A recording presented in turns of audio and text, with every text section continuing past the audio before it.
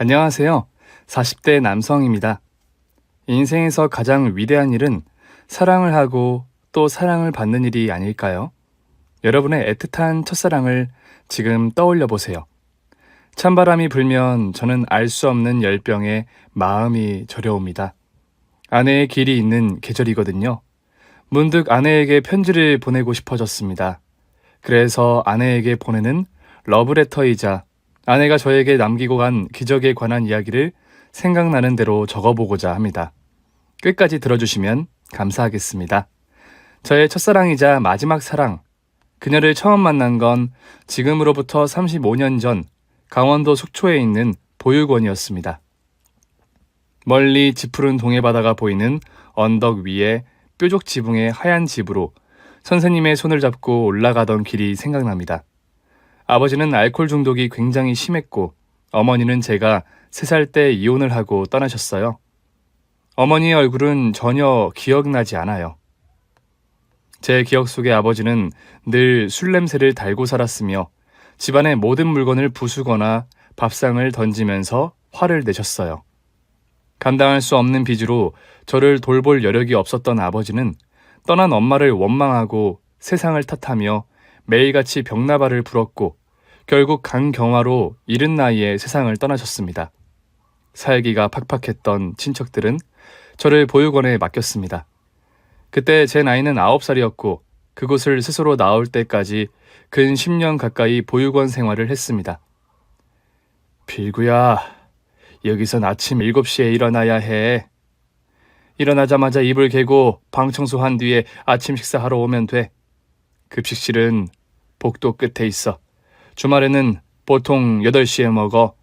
9시에는 등교, 등하교는 보육원 차 알지? 책가방 메고 입구에 있는 미니버스를 타면 돼. 오후 5시 30분에 저녁 먹고 자유시간. 저녁 9시 취침이야. 뭐 질문 있을까? 질문 같은 게 있을 리 없었습니다.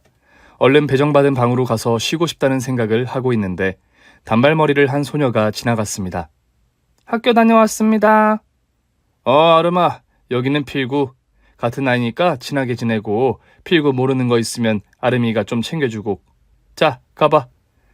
보육원에서 처음 본 아이가 그녀였습니다. 알코올 중독자 아버지 밑에서 방치되어 양육 상태가 좋지 않았던 저는 피부는 푸석했고 몸은 삐쩍 말라 왜소했고 그녀보다도 키가 작았습니다. 어린 나이였는데도 꼬질꼬질 떼국물이 흐르는 제 몰골이 부끄럽게 느껴졌어요. 유난히 맑고 하얀 피부의 그녀가 생긋 웃으면서 저를 똑바로 쳐다보았습니다. 뭐 궁금한 거 있어? 아니, 없는데. 그래? 뭐든 궁금한 거 있으면 물어. 그럼, 남자 숙소는 저기야. 단발머리 소녀가 반대쪽 건물로 들어가는 모습을 물끄러미 보다가 남자 아이들 숙소로 들어갔습니다. 그 소녀를 다시 만난 건 다음날 저녁 급식실이었어요. 식판에 음식을 받아서 자리에 앉는데 아름이가 그걸 보고 킥킥 웃었어요. 식판에 밥과 반찬이 머슴밥처럼 산을 이루고 있었거든요. 저는 그 많은 걸 밥 한 톨 흘리지 않고 반찬 하나 남김없이 싹싹 긁어 먹었습니다. 식사를 마치고 태식구의 식판을 정리하는데 아름이가 제 팔을 가볍게 쿡쿡 눌렀어요. 제가 아름이를 보자 아름이가 턱으로 구석에 놓인 식탁을 가리켰습니다. 후원자들이 넣어준 빵과 음료수가 놓여져 있었어요. 이미 밥과 국을 실컷 먹어서 배가 빵빵한데도 빵과 음료수를 챙겨가서 또 먹었습니다. 먹는데 한이 맺힌 것처럼 식탐을 부렸습니다. 아름이는 제가 먹는 모습을 엄마 미소로 봐주었어요. 그렇게 보육원에 적응하고 한 달쯤 됐을 때 평소처럼 후원자가 보내준 간식을 집어드는데 매우 거칠고 불량한 목소리가 저를 불렀습니다. 야, 신빙! 동작 그만! 저요? 그래, 너요. 너 말고 누가 있을까? 손버릇 나쁜 새끼가. 무슨... 야, 눈 깔아 이 새끼야. 누구 맘대로 손을 대. 보육원에서 무조건 피해야 할 존재. 중학교에 다니는 상철이 형 패거리였어요. 상철이 형이 눈짓을 하자 험상궂게 생긴 형 둘이 제 양팔을 잡아 끌고 화장실로 데려갔어요. 생활지도원 선생님이 없는 틈을 이용해 새로 들어온 아이에게 관행처럼 신고식을 하려는 거였죠. 나는 어리다고 봐주는 그런 사람이 아니야. 빵은 후원자님이 준 거잖아요. 상철이 형이 비꼬듯이 제가 한 말을 그대로 흉내를 냈습니다. 완전히 미친 그제네 얘. 보기보다 혀가 길구나. 어디 맷집도 짱 좋은지 한번 볼까? 형들의 주먹 한 방에 바로 바닥에 쓰러졌고 발길질이 이어졌어요. 사람이 맞다가 죽을 수도 있다는 걸 그때 처음으로 깨달았습니다. 그때였어요. 누군가 외치는 다급한 목소리. 원장 선생님 오신다! 원장 선생님! 형들이 기겁을 하며 꽁무니를 빼고 도망을 갔어요. 저는 아픈 배를 부여잡고 비틀거리며 일어서는데 제 팔을 부축해주는 사람이 있었는데 아름이었어요. 괜찮아? 고마워. 코피다. 이리 와 내가 닦아줄게. 저희 보육원만 그런지 몰라도 그땐 형들의 구타와 기합이 많았습니다. 선생님들의 호주머니나 지갑을 털어서 돈을 훔쳐오라는 명령을 따르지 않으면 곧바로 손찌검과 발길질을 당해야 했습니다. 저는 보육원에 들어간 지 한 달 만에 울음을 그치는 법을 배웠습니다. 아무리 맞아도 울면 됐으니까요. 제가 울면 선생님에게 매를 맞지 않으면 형들한테 보복을 당했기 때문에 눈물도 흘릴 수 없었습니다. 상철이 형은 군대 놀이를 좋아해서 눈 오는 날 밖에서 팬티만 입고 구르는 기합을 주기도 했어요. 그때마다 아름이는 생활지도원 선생님을 부르러 다녔습니다. 아름이는 저를 구원해주러 오는 천사였어요. 공부도 잘했고 노래도 잘 불렀습니다. 춤도 잘 춰서 정말 못하는 게 없었어요. 보육원 합창단원으로 후원자들이 오시면 무대에 올라 공연을 했어요. 아름이는 합창단원 중에 제일 눈에 띄는 미모를 가졌는데 잘할수록 미모는 더 빛을 발했습니다. 그런데도 입양이 되지 않았습니다. 면담을 할 때마다 뾰루퉁한 얼굴로 대답도 하지 않는 모습을 양 부모가 좋아할 리가 없었습니다. 그건 아름이가 보육원을 떠나지 않으려는 계산된 행동이었어요. 저는 그게 안타까우면서도 기뻤습니다. 고등학생이 되면서 제 키는 아름이보다 머리 하나는 더 자랐고 제 마음은 아름이를 향한 사랑의 새순이 조심스레 싹트고 있었습니다. 아름이는 오누이처럼 친구처럼 저를 사랑했습니다. 아름이는 5살 때 미아로 발견되어 고아원으로 왔기 때문에 부모님에 대한 기억이 전혀 없었습니다. 그래서 가족에 대한 갈망과 그리움이 누구보다 더 컸습니다. 오늘 학부모 면담했거든? 교무실로 들어가는 아줌마 얼굴만 봐도 알겠더라. 누구 엄마인지 진짜 붕어빵이더라. 당연하지, 가족이니까. 맞아, 친구들은 다 부모님을 닮았어. 아름이가 꿈을 꾸는 눈길로 하늘을 쳐다보았습니다. 나는 누굴 닮았을까? 엄마? 아빠? 나를 닮은 사람이 이 세상 어딘가에 있을까? 아마 너를 걱정하면서 너를 찾고 계시지 않을까? 지금까지 아무도 찾아오지 않는데? 그거야 네가 여기 있는 줄 몰라서. 필구야, 나는 내가 어떻게 이 세상에 태어나서 어쩌다가 버려지게 된 건지, 부모님은 왜 나를 포기한 건지 늘 궁금했어. 그런데 요즘은 생각이 좀 바뀌었다? 그 답을 안다고 지금의 내 상황이 달라질 게 없다는 생각이 들었어. 그냥 부모님들이 나를 버렸다는 자책이나 죄책감 느끼지 말고 그 선택을 후회 안 하고 잘 살아가셨으면 좋겠어. 그저 행복하게 살아만 계셔도 나는 좋을 것 같아. 아름이는 주어진 환경을 의연하게 받아들이는 착하고 강한 아이였습니다. 그러실 거야. 그리고 이젠 네가 직접 가족을 만들면 되지 않을까? 내 인생에 기둥이 되고 울타리가 되어줄 그런 사람이 있을까? 아름이가 제 눈을 똑바로 쳐다보았습니다. 저는 바로 여기에 있지 않냐고 고개를 크게 끄덕였습니다. 물론이지. 너의 기사가 되어줄 사람이 너무 많아서 너는 대기표를 나눠주면서 살 거야. 줄을 서시오 하고 아름이가 까르르 웃었습니다. 아름이가 웃는 게 저는 좋았습니다. 그러던 어느 날 폭풍우가 치던 밤이었어요. 번개와 천둥이 무섭게 쳐서 잠을 이루지 못하고 있는데 남자방 창문을 두드리는 소리가 들렸어요. 조용히 일어나서 창밖을 내다봤는데 아름이가 청백해진 얼굴로 사시나무 떨듯 비를 맞고 서 있었어요. 다른 아이들이 깨지 않도록 발끝으로 걸어 나가서 아름이를 복도로 데리고 들어왔습니다. 왜? 무슨 일인데? 아름이는 울기만 했어요. 그때 번개가 번쩍하고 내리쳤고 아름이 입고 있던 교복에 솔기가 뜯어져 있는 게 보였어요. 제 피가 거꾸로 솟는 기분이 들었습니다. 너 원장 집에 불려갔어? 아름이 고개를 끄덕였습니다. 저희 보육원 원장은 우리 원생들을 국가지원금으로 치부하는 악마였어요. 후원자들 앞에서는 우리를 걱정하는 척, 돌보는 척, 잘해주는 척했지만 뒤로는 보조금을 착복하고 원생들의 노동력을 착취했습니다. 저희는 풀장까지 갖춘 원장의 사택을 청소하거나 원장 소유의 논밭에서 일을 했습니다. 농번기에는 매일 거머리에 물려가며 논에 피를 뽑았고 밭에 풀도 메었어요. 여자 원생들은 원장 집에서 빨래와 식사 준비를 했는데 원장의 개 양아치 아들이 일하는 여자 원생들을 건드린다는 소문이 공공연히 나돌았어요. 상철이 형이 깡패라면 원장 아들은 악마였어요. 내가 그 새끼 가만 안 둬. 아니야, 그런 거 아니야. 근데 왜 이렇게 떨고 있는데? 갑자기 덤벼들어서 후라이팬으로 당장 손에 잡히는 게 그거라서 너무 세게 휘둘렀어. 죽은 건 아니겠지? 저는 수건으로 아름이가 빗물을 닦아주고 담요로 따스하게 몸을 감싼 뒤 혼자서 원장 집으로 향했습니다. 현관문은 열려 있었고 식탁 옆에 원장 아들이 누워 있었어요. 코에 손가락을 갖다 대어보니 다행히 숨을 쉬고 있었습니다. 저도 모르게 늘어진 양아치의 배를 거세게 찼습니다. 양아치 새끼가 아파하는 신음소리를 들으며 그 집을 나왔습니다. 그리고 결심했습니다. 이대로 있다가는 아름이는 어떤 보복을 당할지 모른다. 아름이가 수모와 능멸을 당하기 전에 탈출을 해야 한다. 지금 생각해도 무슨 용기로 그랬는지 모르겠습니다. 보육원으로 돌아와서 떨고 있는 아름이의 손을 잡고 일어섰습니다. 가자. 그 사람 살아있어? 숨은 붙어있더라. 아작을 내주려다 참았어. 안심해. 아름이가 안도의 한숨을 크게 쉬었습니다. 그리고는 아무 말 없이 저를 따라 나섰습니다. 짐이랄 것도 없이 책가방에 칫솔과 치약, 수건, 속옷과 옷까지 몇 개만 넣고 나왔습니다. 걷기도 하고 지나가는 트럭을 얻어타기도 하면서 보육원에서 최대한 멀리 도망을 쳤습니다. 길을 걸을 때도 트럭 뒤에 탑승했을 때도 저희는 한 번 잡은 손을 꼭 잡고 놓지 않았습니다. 만약 이 손을 놓지 않으면 이 세상과 연결된 단 하나의 끈이 사라지기라도 하는 듯 단단히 붙들고 있었습니다. 당장 돈이 없어서 중국집에 취직을 했어요. 사장님이 저희 사정을 알고는 당장 잠자리도 살펴봐 주시고 참 잘해주셨습니다.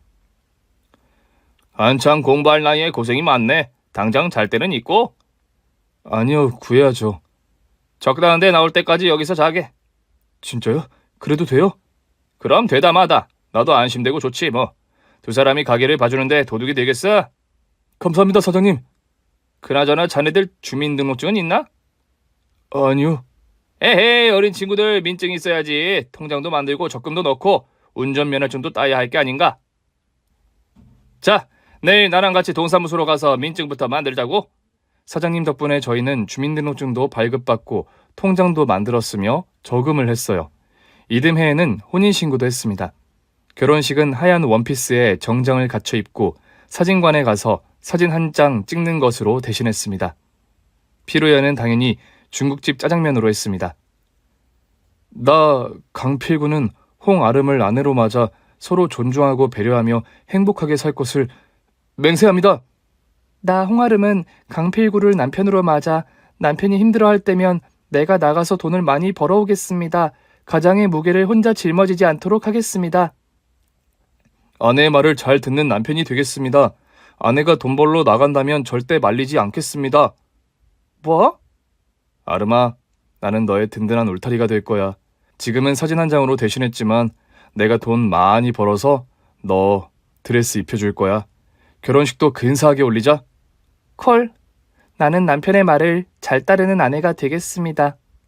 중국집 사장님은 너무 착하고 욕심이 없는 사람이었고 친구에게 보증을 잘못 서는 바람에 제가 일한 지 2년 만에 문을 닫아야 했습니다. 사장님은 고향으로 돌아가신다면서 저에게 퇴직금도 주지 못해 미안하다고 울먹이셨어요. 저는 사장님을 부둥켜 안고 울었습니다. 미안하이, 두 사람 갈 데는 있나? 사장님, 저희 걱정은 마세요. 저희도 이제 어엿한 성인이라고요. 그래, 세상은 넓고 할 일은 많지. 자네는 아직 젊으니까 희망을 잃지 말게. 네, 사장님. 그동안 보살펴 주셔서 고맙습니다. 사장님 은혜는 평생 잊지 않겠습니다. 내 고향 마을 어딘지 알지? 힘든 일 있으면 언제든 와. 사장님, 부디 건강하십시오. 사장님은 아버지처럼 저를 챙겨주신 분이셨어요. 재산을 탕진하고 고향으로 돌아가는 처진 어깨가 계속 눈에 밟혔습니다. 사장님과 헤어진 저는 단칸방을 정리하고 아내와 함께 서울로 왔습니다. 제일 큰 도시답게 일자리도 많을 거라는 계산이었죠. 막노동을 뛰기도 하고 택배 상하차 일용직으로 일하면서 반지하 새방 월세를 냈습니다. 벽지는 곰팡이로 얼룩지고 창밖으로 사람들이 오가는 다리가 보이는 시끄럽고 냄새나는 방이었지만 아름이가 있어 행복했습니다. 아무리 빠듯하고 가난해도 집에 돌아오면 내 안에 아름이가 있다는 사실에 힘이 났습니다. 얼마 안 있어 아름이는 한식 뷔페에서 설거지를 하고 저는 봉제 공장에 취직했어요. 그런데 공장이란 곳에 직원이 많다 보니 텃세와 왕따가 심했습니다. 제가 고아 출신이라는 경계와 경멸의 눈초리가 저를 못 견디게 했어요.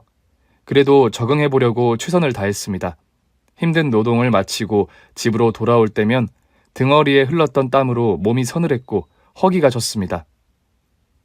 아유, 우리 필구 복스럽게도 잘 먹네. 너처럼 맛있게 먹는 사람을 나는 본 적이 없다. 칭찬이냐 구박이냐? 이거 뭔데? 선물, 자기한테 주는 거. 선물 포장지를 벗기고 나온 것은 갓난애기용 더신이었습니다. 이거 뭐야? 이거 진짜야? 3개월이래. 앞으로 2달만 더 있으면 애기가 움직이는 것도 느껴진대. 꼬물꼬물. 어떡해? 홍아름, 이거 진짜지? 꿈 아니지? 이리 와봐. 내가 꼬집어 줄게. 깍! 행복한 비명을 질렀고 아름이는 까르르 웃었습니다. 우리들 행복의 반도 못 가진 하늘나라 천사들이 시샘을 했을까요? 아름이는 딸을 낳았지만 그 귀여운 생명체를 눈으로 보지도 품에 안아보지도 못했습니다. 출산까지 앞으로 일주일. 당신 배가 진짜 산만하다. 매일 부풀어 오르는데? 괜찮은 거 맞아? 힘들어. 두렵기도 하고. 내가 한 아이의 엄마가 될 수 있을까? 새 생명을 거둘 수 있을까? 당연하지. 우리는 이제 팀이야. 팀 아름. 앞으로 셋이 되는 기념으로 일도 더 열심히 해서 우리 가족에게 멋진 아빠가 될 테야. 사랑과 책임감 뿜뿜하는 훌륭한 아버지. 그게 바로 나야, 나. 응, 필구, 너는 꼭 그런 아빠가 될 거야. 아! 아내가 갑자기 비명을 질렀습니다. 갑자기 진통이 오는지 배가 쥐어짜듯이 아프다며 배를 감싸 안았습니다. 얼굴이 새하얗게 변했어요. 119를 불러 병원으로 달려갔습니다. 조금만 참아, 다 왔어. 여보, 만일 무슨 일이 생기면 우리 애기는 절대 포기하지 않을 거라고 약속해줘. 걱정 마. 당신도 아기도 다 무사할 거야. 무사할 거야. 진통으로 고통스러워하던 아내는 분만실로 들어간 지 5시간 만에 싸늘한 죽음으로 돌아왔습니다. 사인은 과다출혈. 예정일보다 일찍 딸이 세상에 나왔는데 피가 지혈되지 않았다고 합니다. 하늘이 무너지는 슬픔에 아무것도 할 수가 없었어요.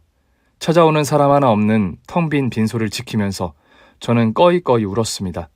앞으로 아내를 볼 수 없다는 슬픔이, 이 세상에 홀로 남겨졌다는 외로움이 저를 목 놓아 울게 했어요. 하지만 마냥 넋놓고 앉아있을 수는 없었습니다. 우리 딸이 있었으니까요. 아름이가 자기의 목숨보다 더 사랑하고 지키려고 했던 생명이 아무것도 모른 채 병원 신생아실에서 건강하게 울고 있었습니다. 아름이는 유능한 살림꾼이었습니다. 아기에게 필요한 모든 것들이 완벽하게 준비되어 있었고 저는 아름이가 사놓은 젖병을 데우고 분유를 타고 아이에게 먹였습니다. 아름이가 준비한 옷을 입히고 이불로 감싸 안고 아이를 재웠습니다. 그리고 저는 심청이에게 젖을 먹이기 위해 동네의 젖동량을 다니는 신봉사가 되기로 했습니다. 얼굴에 철판을 깔고 마을 경로당으로 가서 어르신들에게 넙죽 큰절을 하고 제 사정을 말했습니다. 살려주십시오, 어르신들. 부모가 없어 아이를 맡길 곳이 없어요. 맡아만 주시면 많지는 않지만 용돈을 챙겨드릴게요. 경로당 어르신들이 제 사정을 딱하게 여기시고 순번을 돌아가면서 딸을 맡아주셨어요. 무료하고 적절했던 할머니들에겐 아이를 돌보는 일이 즐거운 놀이가 되었거든요. 저는 아이를 돌보기 위해 시간이 좀 더 자유로운 택배 일을 시작했습니다. 딸아이를 이 집 저 집에 맡긴 채 택배를 돌리고 퇴근과 동시에 애를 찾아와서 씻기고 먹이고 재웠습니다. 동네 모든 할머니가 딸아이에게 엄마이자 할머니이자 가족이었습니다. 아이는 마을 할머니들의 관심과 사랑을 듬뿍 받으며 무럭무럭 자랐습니다. 딸이 5살이 되던 해 어린이집에 보내면서 할머니들도 베이비시터 일에서 해방됐습니다. 할머니들은 여전히 저희 딸 소식이 궁금해서 저희 집을 찾아오시고는 했어요. 아름아, 춘천댁 할머니 오셨네. 우리 아름이 좋아하는 만두 사오셨네. 아름이는 누군가? 우리 아라 말하는 건가? 맞아요, 알아. 저도 모르게 딸아이를 집사람 이름으로 불러요. 젊은 사람이 벌써 그러면 어쩌노? 이름이 헷갈리면 우리 아라 섭하지. 그치? 아라가 춘천댁 할머니 품에 안기면서 어리광을 피웠습니다. 응, 내 이름 아름이 아니고 아라야. 아빠도 알고 있어, 아라야. 그냥 너가 아나 모르나 시험해 본 거야.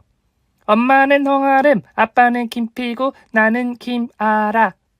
아라는 한창 엄마를 궁금해했어요. 아라 손을 잡고 마트에 가면 흰 원피스에 긴 단발 웨이브에 머리띠를 한 여자만 보면 엄마 하고 부르면서 달려갔습니다. 결혼 사진 속에 있는 엄마라고 착각을 했어요. 엄마라고 부르며 달려드는 여자아이를 보고 당황해하는 여성에게 깍듯하게 사과를 드리고 아라를 데리고 나오면 아라는 엄마한테 가겠다고 떼를 쓰면서 울었습니다. 임마, 너만 그런 게 아니거든. 나도 우리 아름이 보고 싶거든.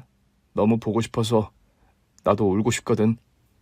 울다 지쳐서 잠이 든 아이를 보면서 차라리 보육원에서 아름이를 데리고 나오지 않았더라면 어땠을까 하는 상상도 수없이 했습니다. 뷔페에서 설거지하느라 퉁퉁 부은 아름이 손이 잊히지 않았어요. 평생 고생만 시켰던 아름이를 다시 살려낼 수만 있다면 얼마나 좋을까. 헛된 망상을 잊기 위해서 더 열심히 일했습니다. 그럼에도 하늘은 제 편이 아닌 것 같았어요. 배달을 하던 중에 교통사고를 당했거든요. 빗길 사정충돌 사고였는데 그 사고로 허벅지와 발목을 크게 다쳤고 저는 다리를 절게 됐습니다. 재활치료로 운전과 택배일을 계속 할 수는 있었지만 비 오는 날이면 발목이 쑤시고 아파서 진통제가 없으면 잠도 자지 못했어요. 그러던 어느 날 저는 배달 사고가 적은 택배 우수사원이 되어 성북동 일대에 택배를 맡게 됐는데 그곳은 일명 회장님 마을이었습니다. 정말 회장님이 아니면 살 수 없을 것 같은 궁궐 같은 집들을 보고 입이 벌어지더군요. 우와, 대박! 주소지를 보고 으리으리한 건물의 거대한 정문에 배달 물건을 놓았습니다. 거짓말 안 보태고 정말 남대문만한 대문이었습니다. 담은 남한산성처럼 높고 높았습니다. 물품을 배달하고 다음 집으로 향했습니다. 분명 5분 정도 돌았는데 문이 보였습니다. 그런데 주소지를 확인하니 아까 그 집이었습니다. 아까는 정문이고 여기는 후문이었어요. 와, 5분을 돌았는데 대체 이 집은 뭐지? 이런데 누가 사는 거야? 너무 신기했습니다. 걸어다니는 사람이 아무도 없어서 동네가 휑했습니다. 그런데 오르막길을 조금 더 오르는데 한 노인이 쓰러져 있었습니다. 저는 잽싸게 트럭을 세우고 내렸습니다. 할머니에게 달려가서 상태를 살펴보았어요. 할머니, 어디 아프세요? 할머니는 간신히 몸을 일으키고 앉았습니다. 트럭에서 생수병을 꺼내서 뚜껑을 열고 할머니께 드렸습니다. 물 한 모금 하세요. 할머니는 입에 물을 축인다는 표현이 맞을 정도로 아주 조금만 입을 대었습니다. 고마워요. 할머니 119 불러드릴게요. 잠시만요.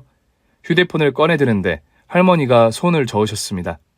괜찮아, 괜찮아. 나 좀 잡아 일으켜 주겠소?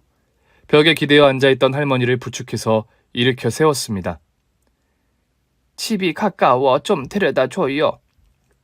병원은 안 가셔도 되겠어요?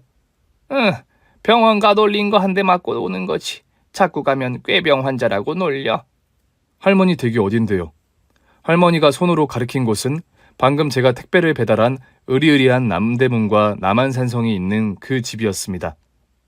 10월의 선선한 날씨에 일하는 사람에겐 딱 좋지만 움직이지 않는 사람에겐 추운 법입니다. 할머니의 건강이 염려됐습니다. 저는 할머니를 등에 업고 절뚝절뚝 걸어서 댁에까지 모셔다 드렸습니다.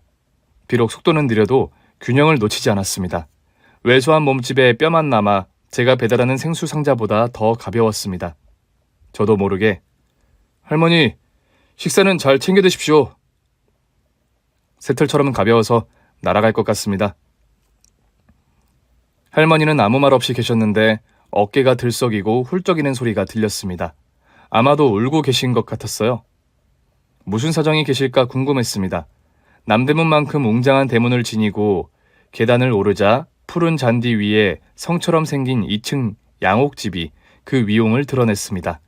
할머니 댁에는 아주머니 한 분만 계셨는데 가족은 아니고 일을 봐주시는 가사 도우미 같았습니다. 회장님, 하만때 괜찮아요, 괜찮아. 내 약하고 이분 드실 시원한 냉차 한 잔 부탁해요. 저는 머쓱하게 서서 인사를 드리고 나오려고 했는데 할머니가 자기 옆자리로 오라고 손짓을 하셨어요. 전 뭔가 홀린 듯이 할머니 옆으로 가서 앉았습니다. 할머니가 약을 꿀꺽 넘기신 뒤 저를 뚫어져라 보셨어요. 고맙네, 젊은이. 아닙니다. 누구라도 그랬을 거예요. 누구라도 그냥 지나갔을 거네. 그리고 119가 달려오지. 평소에도 자주 그러세요? 혼자 걷다가 쓰러지면 위험할 텐데. 요즘 통 잠을 못 자고 먹지를 못해서 그렇다네. 왜... 할머니의 눈이 순식간에 벌개지면서 촉촉해졌습니다. 그러게 말이네. 자식을 먼저 앞세운 부모의 심정을 겪어보지 않은 사람은 모르겠지. 할머니가 손등으로 눈물을 닦았습니다. 한 달 됐네. 우리 아들, 며느리, 손주 땅에 묻은 지. 교통사고였다네. 뉴스에도 나왔는데 미국의 장모님 병문안 갔다가 신호대기 중에 그만. 상심이 크시겠습니다. 아직도 믿기지가 않아. 실감이 안 나. 압니다. 저도 그 마음. 할머니가 의아한 얼굴로 저를 보았습니다. 저는 상처를 했습니다. 벌써 5년이나 됐는데도 찬바람만 불면 마음이 저릿합니다. 10월이 아내 기일이거든요. 그렇군. 어딘가 심연의 아픔이 있는 눈이라 생각했어. 목이 메이는지 차를 한 모금 하시고 계속 말씀하셨습니다. 요새 통 잠을 못 자는데 아까 낮에는 깜빡 잠이 들었나 봐. 까무룩 잠결에 바깥에서 손주 녀석과 내 아들이 웃는 소리가 들리지 않겠나? 아들이 나를 불렀어. 엄마, 엄마 하면서 나를 재촉하고 씩씩하게 나를 찾는 손주 녀석 목소리도 들렸어. 할머니, 얼른 나와봐요. 같이 놀아요. 너무 재미있어. 며느리는 늘 그랬듯이 공손하고 조심스럽게 나를 불렀어. 어머님, 민준이 좀 보세요. 애가 말도 안 되게 웃겨요. 나는 잠에서 깨자마자 응 하고 몸을 일으켜서 밖으로 나갔네. 정원은 텅 비어있더군. 아마도 대문 밖에서 나를 불렀나 보다. 대체 뭘 보여주려고 그러지? 궁금한 마음으로 대문을 나섰네. 그리고 이리저리 아들을 찾아 헤맸다네. 정신을 차리고 보니 자네가 나를 부축하고 있었어. 아내를 잃었던 그때가 떠올라서 할머니의 말에 공감하고 저도 모르게 눈물이 났습니다. 저도 그랬습니다. 옛날처럼 저를 놀래켜주려고 어디 숨었나 싶어서 장롱 문을 열어보기도 하고 욕실 문도 두드려보고 다들 세월이 약이라고 하지만 텅 빈 마음은 쉽게 채워지지 않더군요. 모르겠습니다. 5년밖에 안 돼서 그럴까요? 죄송합니다. 자식을 먼저 보낸 마음도 모르는 주제에 말이 길었네요. 죄송합니다. 아니네. 나는 꿈에서 아들이 나를 부른 이유가 있다고 믿는 사람이야. 네? 자네한테는 웃기게 들릴지 몰라도 아들이 죽고 처음으로 꿈에 나왔단 말이네. 나를 바깥으로 불러내서 꼭 누구를 만나게 하려고 했던 것 같아. 그래, 맞네. 자네 말일세. 이 동네는 대한민국 굴지에 재벌가의 명사들이 살아. 세상 부족한 게 없고 타인에겐 무감한 사람들이지. 내가 길바닥에 쓰러져 있다고 눈길 하나 꿈쩍하지 않을 사람들. 자네가 나를 업고 갈 때 아들이 나를 부른 이유를 깨달았네. 이들은 단 한 번도 나를 업어주지 못했어.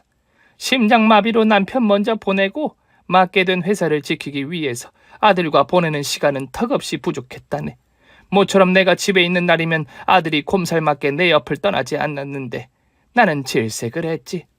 아들이 어버이날 기념으로 나를 업어주겠다고 했을 때 까불지 마라 마음에도 없는 말을 내뱉었고 그 뒤로 단 한 번도 아들은 내 손을 잡거나 안거나 하지 않았어. 아들을 보낸 뒤에 제일 먼저 떠올랐던 일이 그거야. 우리 아들을 더 이상 안아볼 수 없구나. 만져볼 수 없구나. 이럴 줄 알았으면 그때 가만히나 있을걸. 슬픔을 이기지 못하고 두 손에 얼굴을 파묻고 울으셨습니다. 저는 어떤 위로의 말씀을 드리고 싶은데 아무 생각이 나지 않았어요. 어르신, 저는 고아 출신인데요. 보육원에서 아내를 만났거든요. 근데 아내가 그랬어요. 부모가 나를 버렸다는 자책이나 죄책감으로 살아간다면 그게 더 슬프다고요. 그냥 그 선택을 후회하지 않고 살았으면 좋겠다고, 그저 살아있기만 해도 감사하다고요. 고아인 저희도 이렇게 생각하거든요. 아마 아드님은 어르신의 사랑을 무지 받고 자라셨겠지요? 어르신이 말은 퉁명스럽게 해도 마음은 그렇지 않았다는 걸 알고 있었을 거예요. 부모님들은 자식들이 늘 애같아 보여도 눈 깜짝할 새 부모님 심정을 헤아릴 줄 아는 어른으로 자라니까요. 그렇다면 좋으련만. 분명 그럴 겁니다. 저는 택배 시간이 걱정되어 이제 슬슬 인사를 드리고 일어서야겠다고 생각했어요. 그럼. 자네 택배 일하면 얼마나 버나? 네, 그럭저럭 먹고 살만은 합니다. 내가 지금 월급의 2배를 좀 세. 대신 우리 집에서 일하는 건 어떤가? 내가 필요하면 운전도 해주고 정원을 가꾸는 조건으로. 말씀은 고맙습니다. 그런데 제가 종일 매여 있는 일은 좀 힘들어요. 왜 그런가? 딸이 하나 있습니다. 이제 7살인데 일을 마치면 딸을 데리러 가야 하거든요. 그럼 이렇게 함세. 딸과 함께 우리 집으로 들어오는 조건으로 지금 월급의 3배를 주겠네. 할머니 저를 어떻게 믿으시고. 회사를 거느리는 사람이 내 나이쯤 되면 관상가나 다름없네. 척 보면 안다 이 말일세. 싫은가? 그럼 월급을 더 올려야 하나? 아닙니다. 그런 게 아닙니다.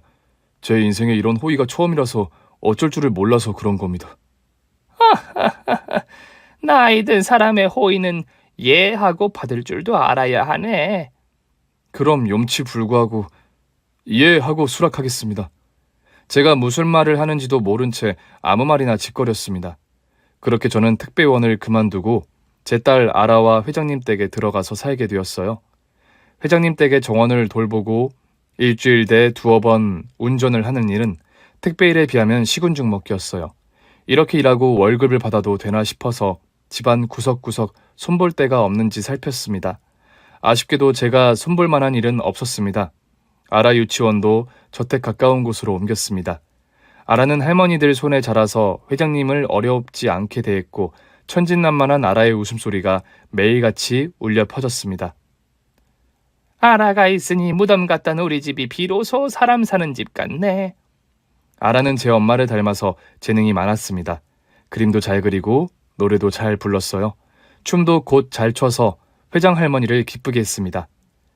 아라는 나중에 연예인이 되어야겠다. 춤추고 노래하는 걸 나만 봐서는 안 되겠어. 9살이 된 아라를 볼 때마다 저는 흠칫 놀라고는 했습니다. 9살 때 봤던 아름이와 붕어빵처럼 닮은 얼굴이 저를 보며 생글생글 거렸습니다. 학창시절 면담원 학부모와 친구 얼굴이 붕어빵처럼 닮았다며 부러워서 울던 아름이가 생각났습니다. 자기를 꼭 닮은 지금의 아라를 아름이가 봤다면 얼마나 좋아했을까요? 여보, 아라가 당신을 빼닮았네. 이러니 내가 자꾸 아라를 아르마 하고 부르지.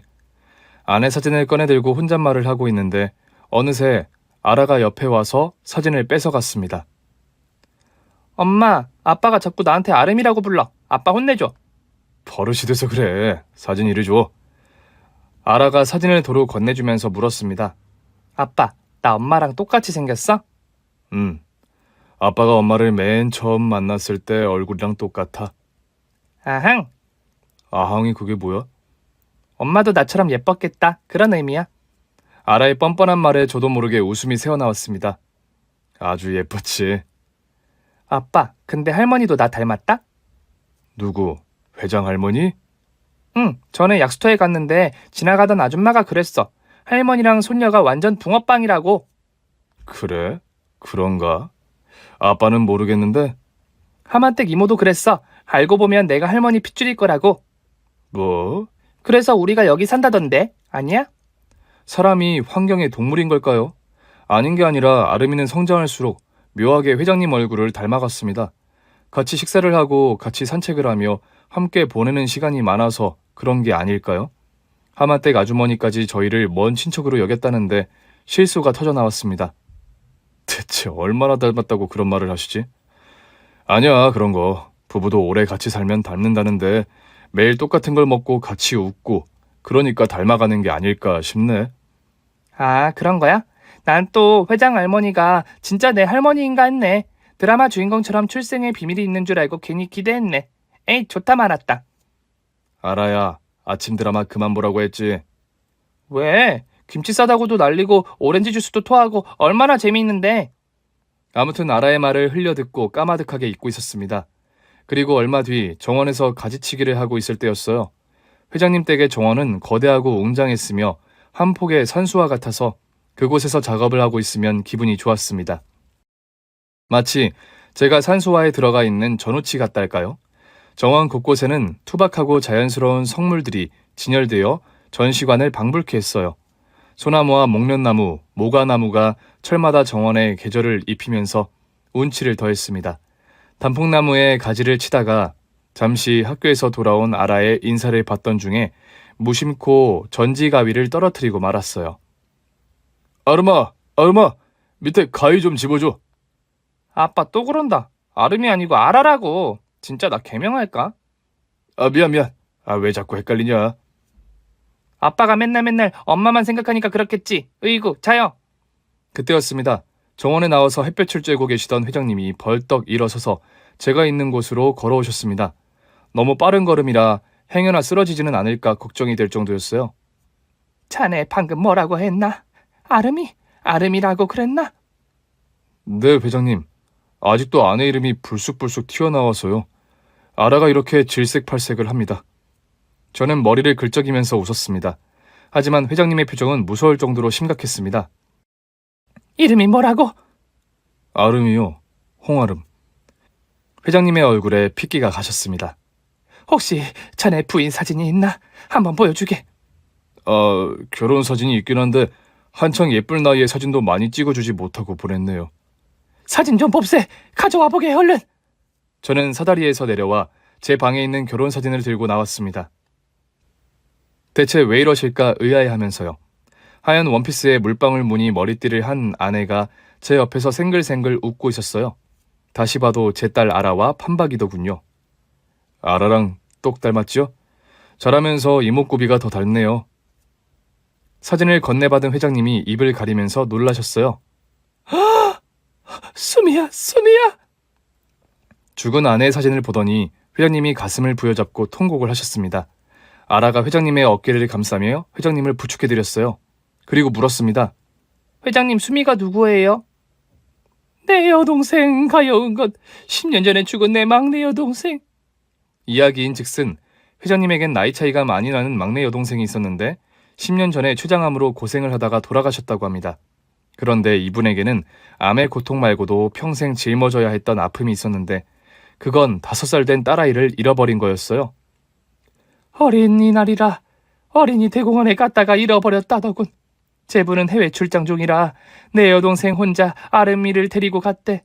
아름이랑 꼭 놀이동산에 가겠다고 한 약속 때문에 회전목마를 같이 타고 내려오는데 순식간에 인파가 몰리면서 아름이를 잡고 있던 손을 놓친 거야. 회전목마 주변을 샅샅이 뒤지고 놀이동산을 미친 여자처럼 돌고 사무실로 찾아가 미아를 찾는 방송을 했지만 해가 지도록 아름이는 나타나지 않았어. 그때부터 수미는 살아도 살아있는 게 아니었어. 처음엔 전단지를 만들어서 배포하고 보육원과 타가소를 돌아다녔지. 죽은 자식은 가슴에라도 묻는다지만 아이를 잃어버린 부모는 그 시간에서 벗어나지를 못해. 미친년처럼 돌아다니고 좀비처럼 정신이 없으니 어디 가정이라고 제대로 굴러갔겠냐. 아름이가 실종된 2년 만에 이혼을 하고 수미는 내가 걷어서 살았네. 딸이 죽었는지 살았는지 그것만이라도 알고 싶다고 어린이날만 되면 울었어. 그러니까 여동생님이 잃어버린 아이 이름이 홍아름이라네. 5살에 잃어버렸으니 자네 부인 나이와 같지 않나? 네, 맞아요. 아름이는 5살에 미아가 되어서 속초에 있는 보육원에서 자랐습니다. 제가 처음 만났을 때는 9살이었는데 예전 기억이 하나도 없다고 했어요. 부모님 얼굴도 살던 집도 기억이 나지 않는다면서 자기가 어떻게 해서 보육원에 오게 됐는지 그 배경을 알고 싶어 했는데 아름이는 버려진 게 아니라 부모가 애타게 찾던 잃어버린 아이였다는 걸 알았다면 얼마나 좋아했을까요? 부모님이 아름이를 그리워하다가 병까지 얻었다는 사실을 들려줄 수 있다면 얼마나 좋을까요? 아름이는 설령 부모가 자기를 버렸다고 해도 그 부모를 위해 기도했던 아이였어요. 꾹 참고 있던 울음이 결국 터지고 말았습니다. 내 조카 아름이 속초에 있는 줄도 모르고 전국을 돌아다녔는데도 찾을 수가 없었구나. 부모 자식이 서로를 그리워하는데 만날 수가 없었다니. 하늘도 무심하시지. 어쩜 이렇게 기막힌 일이 다 있을까? 어찌 이리 통탄할 일이 다 있을까? 회장님도 울고 저도 울었습니다. 알아도 눈물을 찾지 못하고 속에 묻어두었던 그 이름을 쏟아내었습니다. 엄마, 엄마, 엄마, 엄마. 저희는 누가 먼저라고 할 것도 없이 서로를 부둥켜 안고 엉엉 울었습니다. 얼굴은 모두 눈물 범벅의 울음바다가 됐습니다. 때마침 장바구니 가득 창거리를 사오던 하만댁 아주머니가 저희를 보고 눈이 휘둥그레져서 얼음처럼 서 있었습니다. 그 광경을 보고 나중에 들려주신 말씀. 지는요, 남북 이산 가족이 만나는 줄 알았시오. 예전에 텔레비로 봤던 그 이산 가족 상봉 장면이 딱 그랬구먼요. 그 말을 들은 회장님은, 아니 처 이모님은 이렇게 대꾸하셨죠. 맞아, 이산 가족. 우리 이산 가족이라네, 하만댁. 네, 회장님 또 저를 놀려 먹이시려고 그러시지요? 이제 안 속아요. 벌수로 아라한테 물어봤는디요. 아니라고 했구먼요. 하만댁, 아라가 나랑 닮았다고 그랬잖아. 그랬죠. 누가 봐도 회장님 핏줄이 맞다고 제가 그랬잖요. 아, 근데 아니람서요. 그지, 아라야? 아니에요, 이모님. 그때는 아니었는데 지금은 맞아요. 뭐요? 그때는 가족이 아닌데 지금은 가족이라고? 아이고, 별시럽네, 아라. 너 아줌마 놀리면 안디야. 가만 안 둬? 하만댁 내 동생 수미 알지? 10년 전에 봤잖아. 췌장암으로 죽은 수미 손녀가 아라야. 알죠. 왜 몰라요?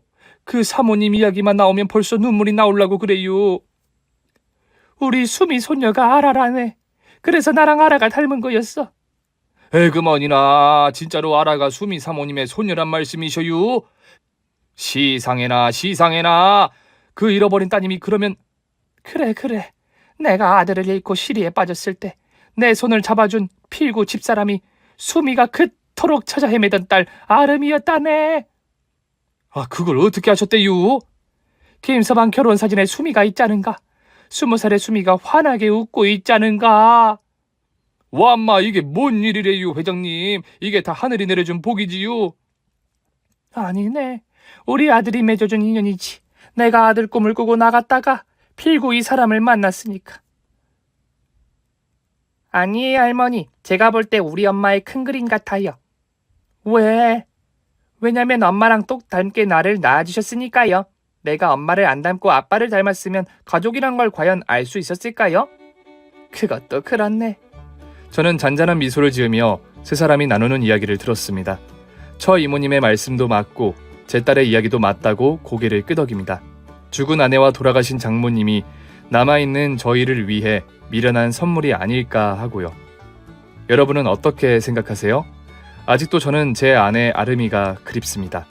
그리운 이름을 마음껏 부르면서 쓸 수 있어서 행복했습니다. 끝까지 제 이야기를 들어주셔서 감사합니다. 오늘 준비한 사연은 여기까지입니다. 재미있게 들으셨다면 구독과 좋아요, 알림 설정까지 눌러주세요. 그럼 저는 다음 사연으로 찾아뵐게요. 오늘도 건강하고 행복하세요.